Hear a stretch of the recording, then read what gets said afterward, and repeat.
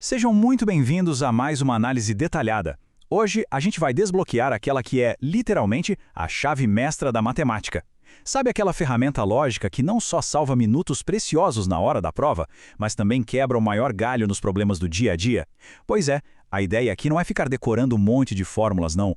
O nosso foco é entender, de verdade, a lógica por trás daqueles problemas que parecem impossíveis à primeira vista. Então, bora mergulhar direto no assunto. Como é possível descobrir um valor totalmente desconhecido tendo apenas 3 números na mão? Essa é a grande questão que já fisga a nossa atenção de cara. A matemática, muitas vezes, parece um quebra-cabeça gigante, com peças faltando, né? Mas olha só, com a linha de raciocínio certa, ter só essas 3 informações é tudo que a gente precisa para desvendar o quadro completo e matar a charada. Bom, o nosso roteiro de hoje está bem direto ao ponto. Primeiro, a gente vai falar sobre a chave da matemática. Depois, no tópico 2, vamos ver as grandezas diretas e inversas. Na sequência, as regras de 3 simples e composta. E, para fechar com chave de ouro, estratégias super práticas para ganhar tempo. Começando então pela parte 1, a chave da matemática, a nossa ferramenta lógica universal. Vamos direto à base de tudo, a famosa regra de 3. Sendo bem sincero, é um método lógico simplesmente impecável.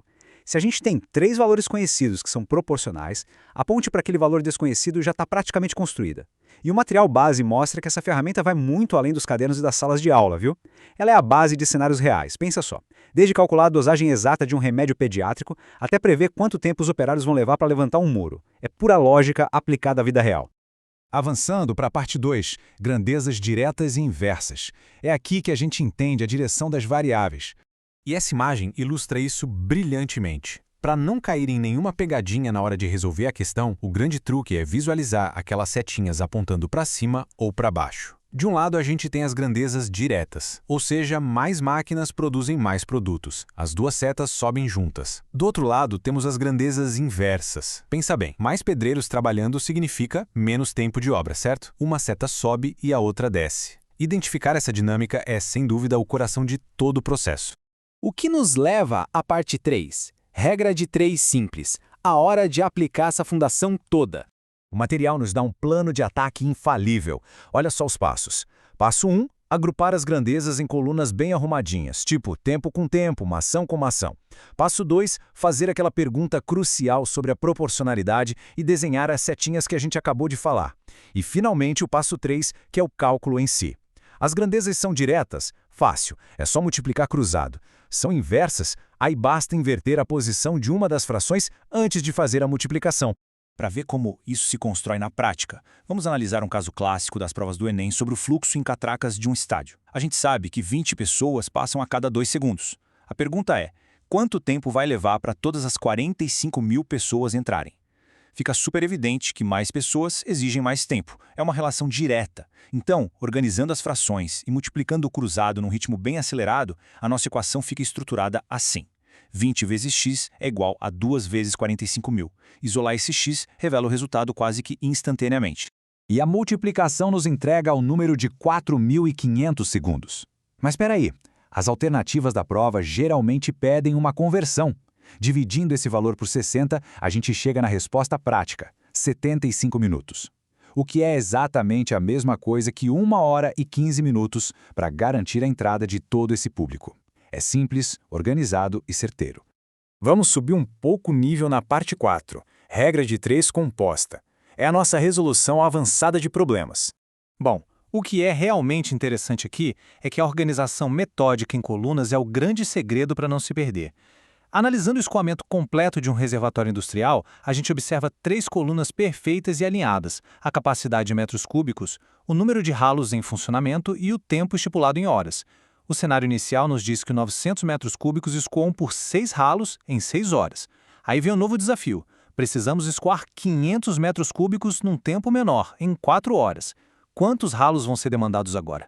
Usar essa tabela mantém um caso problema totalmente sob controle. O foco da resolução é sempre isolar o x, que no nosso caso representa o número de ralos. O método diz para comparar todas as colunas separadamente com a coluna do x. Vamos juntos? Comparando ralos e capacidade. Para escoar mais água, a gente precisa de mais ralos. Relação direta. Agora, ralos e tempo. Para escoar essa água mais rápido, ou seja, em menos tempo, a exigência é ter mais ralos abertos. Relação inversa. Desenhar essas setas determina o passo vital da operação. Aquela fração correspondente ao tempo vai precisar ser invertida obrigatoriamente antes da gente realizar a multiplicação. E olha, depois de montar a equação e simplificar os números para evitar ficar fazendo conta gigante, o resultado surge com muita clareza. Vão ser necessários exatos 5 ralos em pleno funcionamento. É a quantidade certinha para dar conta desse novo reservatório e bater a meta das 4 horas. Uma maravilha de desenvolvimento matemático. E para solidificar mesmo essa técnica, a gente tem mais um exemplo excelente do Enem, dessa vez sobre a produção de uma fábrica de camisetas. No cenário inicial, 36 funcionários produziam 5.400 camisetas em jornadas de 6 horas diárias.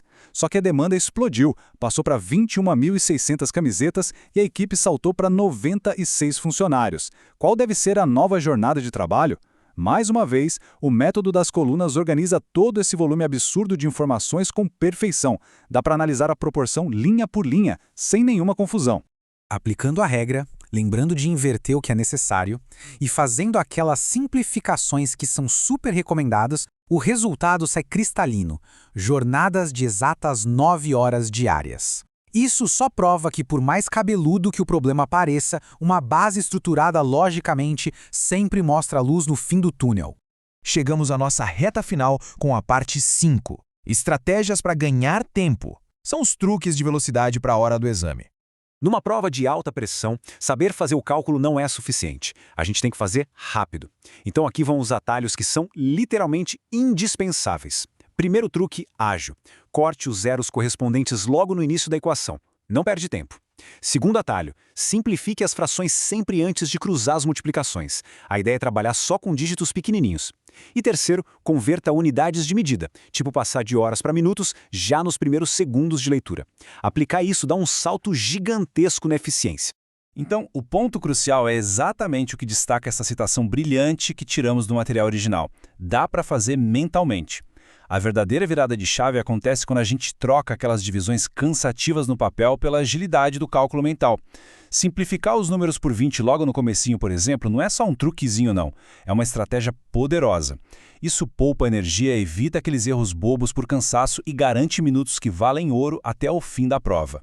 Com todo esse raciocínio estruturado, fica uma certeza inegável. A regra de 3 vai muito, mas muito além das paredes de uma sala de aula. Fica aqui a reflexão final. Quantas decisões do nosso dia a dia não poderiam ser facilitadas usando essa mesma lógica? Seja para fazer ajustes nas finanças de casa, calcular o rendimento do combustível ou até planejar uma viagem de férias. Dominar a proporção não é só um atalho para as provas. É ter no bolso uma ferramenta capaz de organizar e descomplicar o mundo real. Todos os santos dias. Não tem como não achar isso fascinante, né?